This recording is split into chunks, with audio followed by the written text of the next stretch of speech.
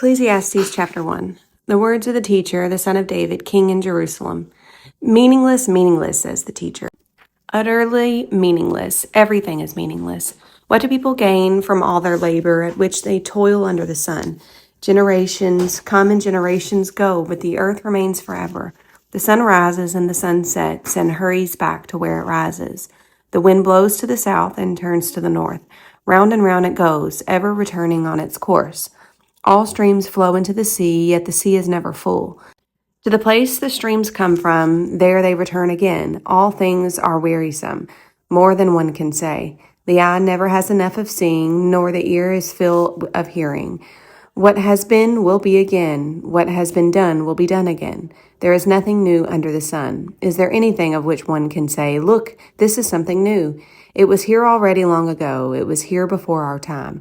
No one remembers the former generations, and even those yet to come will not remember by those who follow them. I, the teacher, was king over Israel in Jerusalem. I applied my mind to study and to explore by wisdom all that is done under the heavens. What a heavy burden God has laid on mankind.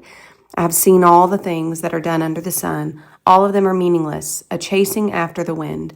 What is crooked cannot be straightened. What is lacking cannot be counted. I said to myself, "Look, I have increased in wisdom more than anyone who has ruled over Jerusalem before me. I have experienced much of wisdom and knowledge." Then I applied myself to the understanding of wisdom and also of madness and folly. But I learned that this too is a chasing after the wind. For with which wisdom comes much sorrow. The more knowledge, the more grief. Chapter 2. I said to myself, "Come now, I will test you with pleasure to find out what is good." But that also proved to be meaningless. Laughter, I said, is madness. And what does pleasure accomplish? I tried cheering myself with wine and embracing folly, my mind still guiding me with wisdom. I wanted to see what was good for people to do under heavens during a few days of their lives. I undertook great projects. I built houses for myself and planted vineyards. I made gardens and parks and planted all kinds of fruit trees in them. I made reservoirs to water groves of flourishing trees. I bought male and female slaves and had other slaves who were born in my house. I also owned more herds and flocks than anyone in Jerusalem before me. I amassed silver and gold for myself and the treasure of kings and provinces. I acquired male and female singers and a harem as well, the delights of a man's heart. I became greater by far than anyone in Jerusalem before me. In all this, my wisdom stayed with me. I denied myself nothing in my eyes desired. I refused my heart no pleasure. My heart took delight in all my labor, and this was the reward for all my toil. Yet when I surveyed all that my hands had done and what I had toiled to achieve, everything was meaningless, a chasing after the wind. Nothing was gained under the sun. When I turned my thoughts to consider wisdom and also madness and folly, what more can the king's successor do than what has already been done? I saw that wisdom is better than folly, just as light is better than darkness. The wise have eyes in their heads, while the fool walks in the darkness. But I come to realize that the same fate overtakes them both. Then I said to myself, the fate of the fool will overtake me also. What then do I gain by being wise? I said to myself, this too is meaningless. For the wise, like the fool, will not be long remembered. The days have already come when both have been forgotten. Like the fool, the wise must die too. So I hated life because the work that is done under the sun was grievous to me. All of it is meaningless, a chasing after the wind. I hated all the things I had toiled for under the sun because I must leave them to the one who comes after me. And who knows whether that person will be wise or foolish. Yet they will have control over all the fruit of my toil, into which I have poured my effort and skill under the sun. This too is meaningless.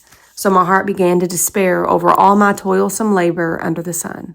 For a person may labor with wisdom, knowledge, and skill, and then they must leave all they own to another who has not toiled for it. This too is meaningless and a great misfortune. What do people get for all the toil and anxious striving with which they labor under the sun? All their days their work is grief and pain. Even at night their minds do not rest. This too is meaningless. A person can do nothing better than to eat and drink and find satisfaction in their own toil. This too, I see, is from the hand of God. For without him, who can eat or find enjoyment? To the person who pleases him, God gives wisdom, knowledge, and happiness. But to the sinner, he gives the task of gathering and storing up wealth to hand it over to the one who pleases God. This too is meaningless, a chasing after the wind. Chapter 3. There is a time for everything, and a season for every activity under the heavens. A time to be born and a time to die. A time to plant and a time to uproot. A time to kill and a time to heal. A time to tear down and a time to build. A time to weep and a time to laugh. A time to mourn and a time to dance. A time to scatter stones and a time to gather them. A time to embrace and a time to refrain from embracing. A time to search and a time to give up. A time to keep and a time to throw away. A time to tear and a time to mend. A time to be silent and a time to speak. A time to love and a time to hate. A time for war and a time for peace. What do workers gain from their toil? I have seen the burden God has laid on the human race. He has made everything beautiful in its time. He has also set eternity in the human heart, yet no one can fathom what God has done from the beginning to end. I know that there is nothing better for people than to be happy and to do good while they live, that each of them may eat and drink and find satisfaction in all their toil. This is the gift of God. I know that everything God does will endure forever. Nothing can be added to it and nothing taken away from it. God does it so that people will fear him. Whatever is has already been, and what will be has been before, and God will call the past to account. And I saw something else under the sun. In the place of judgment, wickedness was there. In the place of justice, wickedness was there. I said to myself, God will bring into judgment both the righteous and the wicked, for there will be a time for every activity, a time to judge every deed. I also said to myself, as for humans, God tests them so that they may see that they are like the animals. Surely the fate of human beings is like that of the animals. The same fate awaits them both. As one dies, so dies the other. All have the same breath. Humans have no advantage over animals. Everything is meaningless. All go to the same place. All come from dust, and to dust all return. Who knows if the human spirit rises upward and if the spirit of the animal goes down into the earth? So I saw that there is nothing better for a person than to enjoy their work, because that is their lot. For who can bring them to see what will happen after them? Chapter 4. Again, I looked and I saw all the oppression that was taking place under the sun. I saw the tears of the oppressed, and they have no comforter. Power was on their side of the oppressors, and they have no comforter. And I declared that the dead, who had already died, are happier than the living who are still alive. But better than both is the one who has never been born, who has not seen the evil that is done under the sun. And I saw that all toil and all achievement spring from one person's envy of another. This too is meaningless, a chasing after the wind. Fools fold their hands and ruin themselves. Better one handful than tranquility, than 2 handfuls with toil and chasing after the wind. Again, I saw something meaningless under the sun. There was a man all alone. He had neither son nor brother. There was no end to his toil, yet his eyes were not content with his wealth.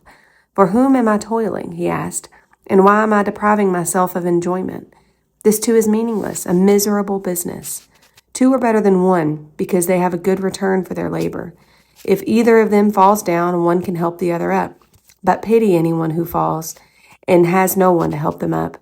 Also, if 2 lie down together, they will keep warm. But how can one keep warm alone? Though one may be overpowered, 2 can defend themselves. A cord of 3 strands is not quickly broken. Better a poor but wise youth than an old but foolish king who no longer knows how to heed a warning. The youth may have come from prison to the kingship, or he may have been born in poverty within his kingdom. I saw that all who lived and walked under the sun followed the youth, the king the successor. There was no end to all the people who were before them, but those who came later were not pleased with the successor. This too is meaningless, a chasing after the wind. Chapter 5. Guard your steps when you go to the house of God. Go near to listen rather than to offer the sacrifice of fools who do not know that they are doing wrong. Do not be quick with your mouth. Do not be hasty in your heart to utter anything before God. God is in heaven and you are on earth, so let your words be few. A dream comes when there are many cares, and many words mark the speech of a fool. When you make a vow to God, do not delay to fulfill it. He has no pleasure in fools. Fulfill your vow. It is better not to make a vow than to make one and not fulfill it. Do not let your mouth lead you into sin, and do not protest the temple messenger. My vow was a mistake. Why should God be angry at what you say and destroy the work of your hands? Much dreaming and many words are meaningless. Therefore, fear God. If you see the poor oppressed in a district and justice and rights denied, do not be surprised at such things. For one official is eyed by a higher one, and over them both are others higher still. The increase from the land is taken by all. The king himself profits from the fields. Whoever loves money never has enough. Whoever loves wealth is never satisfied with their income. This too is meaningless. As goods increase, so do those who consume them. And what benefit are they to the owners except to feast their eyes on them? The sleep of a laborer is sweet, whether they eat little or much, but as for the rich, their abundance permits them no sleep. I have seen a grievous evil under the sun, wealth hoarded to the harm of its owners, or wealth lost through some misfortune, so that when they have children, there is nothing left for them to inherit. Everyone comes naked from their mother's womb, and as everyone comes, so they depart. They take nothing from their toil that they can carry in their hands. This too is a grievous evil. As everyone comes, so they depart. And what do they gain since they toil for the wind? All their days they eat in darkness, with great frustration, affliction, and anger.